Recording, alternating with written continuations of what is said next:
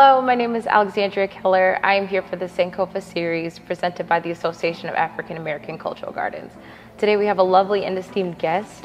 Hello, Austreeia. How are you doing? Powerful, powerful. Thank you so much for having me on today. Yeah, it's wonderful to have you here today. First question for you is, can you tell me a little bit about yourself? Where are you from? What's your upbringing like? Well, I was born in Detroit, Michigan, but then shortly after came here to Cleveland, Ohio. And then I stayed in Cleveland, Ohio pretty much all my life until graduated from high school. Then I went to college and then I joined the Marine Corps. And then I got to travel all over. And then I came back home to Cleveland and I've been here since 2013. Yeah. And really just focusing on the people. I think I became a mom at 21. And that was really like the life changer, you know what I'm saying? Because I thought I couldn't have children. So really, you know, being a mom, it has really just nurtured me into everything. Being a Marine, going to school, becoming, getting my undergrad and my master's, graduating #1 in my class, you know, just all of those things were all powered by being a mom. You know, and being a mom of boys. So I really just love them so much. Yeah, I was gonna ask you who inspires you in your life, but it seems maybe your children are inspirational to you. Yes, and the people. The people are very inspirational to me as well. Yeah. Because just the resiliency of us, just the consistency of what we go through and what we have to overcome but still continue to do is just very powerful. But my children, my children really inspire me, and my grandmother. Beautiful. Can we hear a little bit about your grandma? Yes, so I grew up, so when I was younger, there wasn't a lot of mixed children. I went to school in Euclid, or even the east side and west side of Cleveland, and there really wasn't a lot of us. So I grew up with majority my white side of my family, and my grandmother, Letitia Thompson, she's a most amazing woman. You know, I had the honor of watching her be a single mom to me, you know, because she raised us a lot of times, but also be a physical therapist at Metro Hospital and really just developing what physical therapy should look like. And just watching her ideology of that, you have to create the environment so that they can best heal. And so if you ever go to Metro Hospital, you'll see that, you know, their physical therapy doesn't look like an office, a hospital room, but it looks like actual McDonald's. It looks like the actual grocery store. It looks like the actual places that they would go and have to rehab and perform in society. So watching her, and then just the traditions, you know, every single dinner, every single Sunday dinner, we all sat down together and just an encyclopedia, a dictionary, something was coming out. Everything was about education. Every moment was about learning. Everything was about understanding nature, history, yourself, just all of that. I didn't understand the spiritual aspect, but just, you know, the golden rule, character, values, family, tradition, you know, those things so I'm really grateful for having that. I wish I would have known more of my black side of my family because my mom and her mother was estranged from them. So I really only grew up knowing my mom and my grandmother. So it wasn't until I became older and I joined the Marine Corps that I started really looking for other family and started meeting them. But most of the time, all the black side I knew was my bonus mom, which I love her to death too. I got to watch a very powerful black woman. She's been the HR head of everything. She's always the only black woman in, you know, white executive world. I've watched her just go into a space and take charge. You know, I've really grown a lot of aspects from a lot of different women in my life. That have inspired me to be who I am today. Yeah, so question for you. We got to talk a little bit before we came on about the New Era project and all the terrific work that you've been doing. Do you feel like that foundation and just that strongness and that outspokenness also transfers with you to the work you do today. Yes, it, like especially my grandmother and my father, but really instilled like doing unto others as you would like done to you, and the point of giving back, you know, serving people. You know, my grandmother, she served people. Even when she worked 40 years at Metro, she came back and volunteered to continue to serve people. She served people at church, she served people in community. So really just instilling that we have a duty and an obligation to serve people.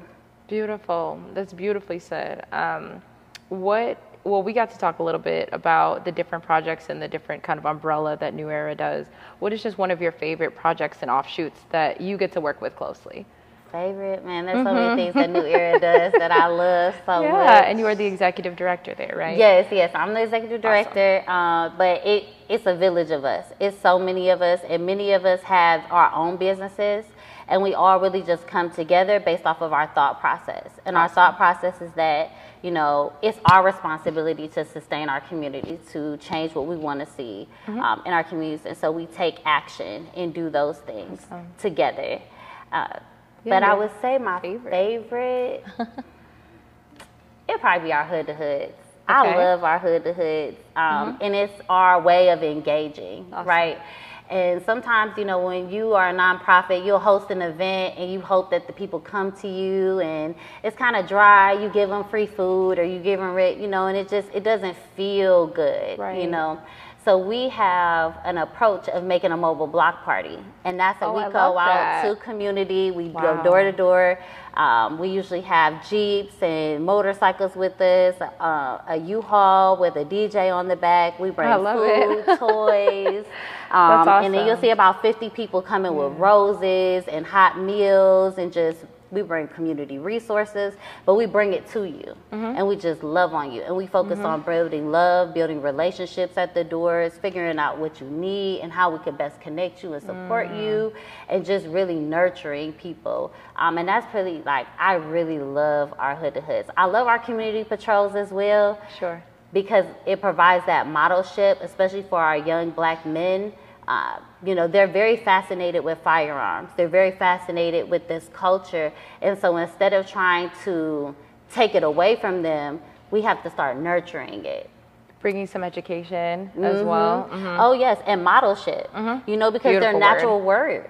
They're natural warriors. And so we have to start modeling the behavior that we want them to have. And so all they're doing is doing what they see on TV, what they're doing, what they hear on the music. And so now we have to provide them a different modelship. Listen, this firearm or this behavior or way of thought process should be used for righteousness. It should be used to protect. It should be used for the benefit of elevation of people and not the destruction. Sure. And do you feel like that message is well received? Do you feel like, oh yeah. How did they take to kind of this new style of thinking and just showing a different way? Community's response, I mean, it's, I could tell you it's probably one of the things that keeps me going every single day, because like you'll get one or two responses. You know, you'll get the type of person that is bothered by what you do because they make a benefit off of people's devastation. And then you'll get the majority, which is community, feeling like you're giving them respite, you're giving them hope, you're giving them light. And that's something, you know, I worked in the nonprofit world for a while before I walked away, because I realized that this was about making money and not about loving people. And Say so, that again. That was awesome. You know what I'm saying? Like it wasn't about what people really needed. It was about how do we keep jobs, how do we make more money. And once I got to a certain level and realized that I couldn't stay any longer, like I couldn't even stomach it. I mean, to the point it made me physically sick. You know, so now really being with the people and elevating the people and nurturing the people, it's like, no, love is really what is missing. So, and I think that's what New Era, going back to New Era, but like, I think that's what we really, really show and what we give and we model. It's like, how do we start to love each other when we've been trained and conditioned not to? Ooh, I think that's beautiful. And we talked a little bit about personal mission statements before we got on as well. And I love yours. Can you say it here? About love. Oh, yeah, because like, love is the answer.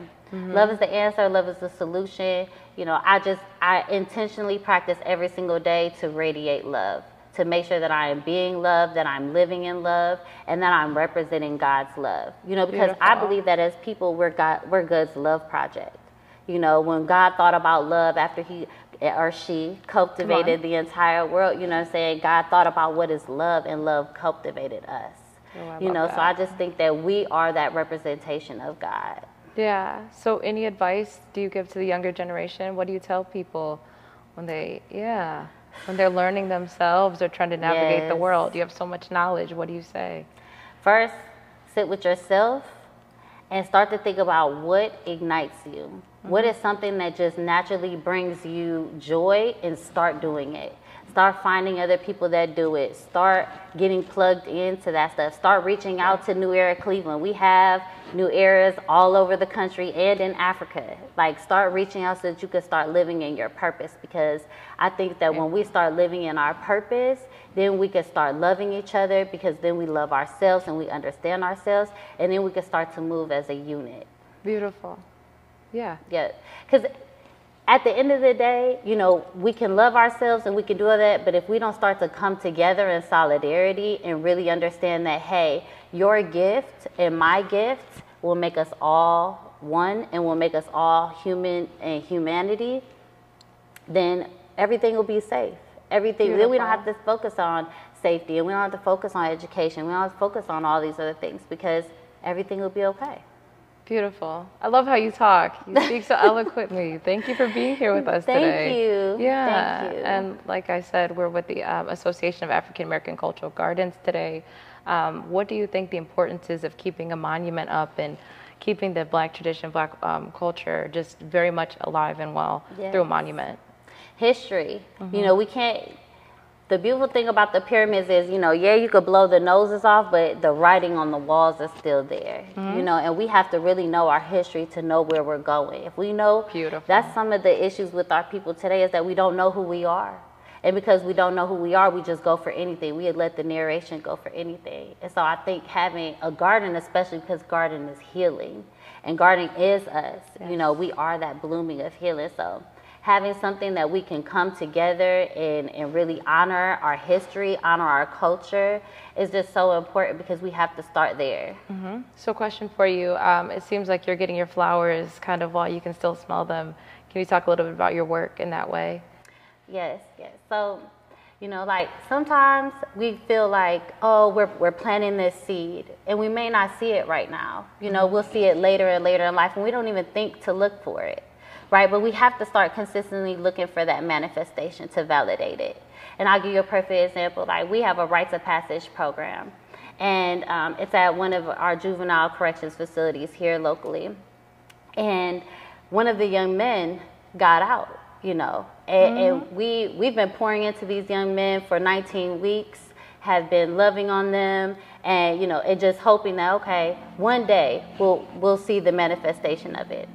He got out, and 5 days later, he showed up to one of our community patrols. Wow. And so in that moment, it told me, no, I'm not going to see it later. I'm seeing it right now. The work that we're putting in, the love that we're putting in, it's manifesting in real time. We're seeing the transformation of people in real time. So it's the hope is here, and we have to really start to believe that we're that hope. Right. Because we're manifesting, literally in real time, what we want to see, and what our ancestors have always nurtured in us. So I love that. Thank you for reminding me of that. So Austreeia, thank you so much for being here with us today.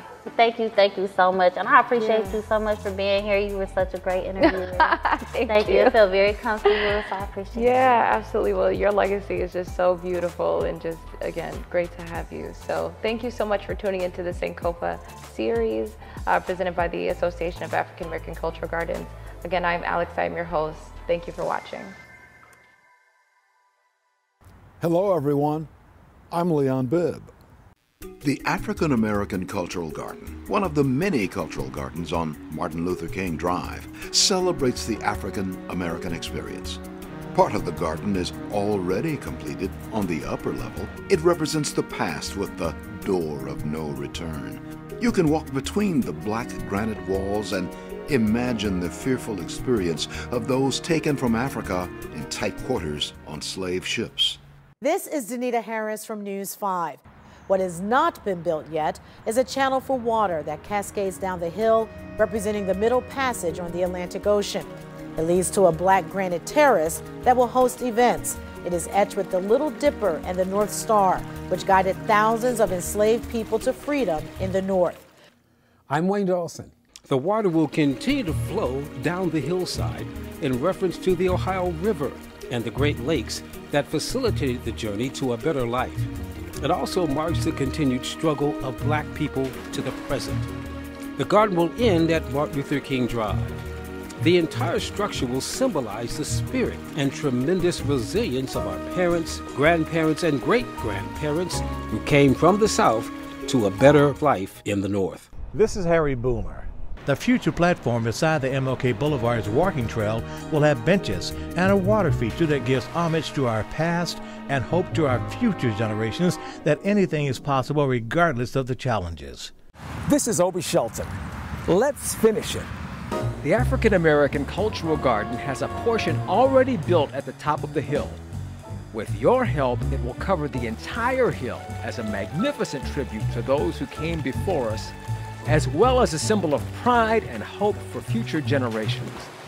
We need your donations of money, time, and energy to make it happen. Everybody can contribute something. We can do it. Click the support button to get involved. Let's finish it.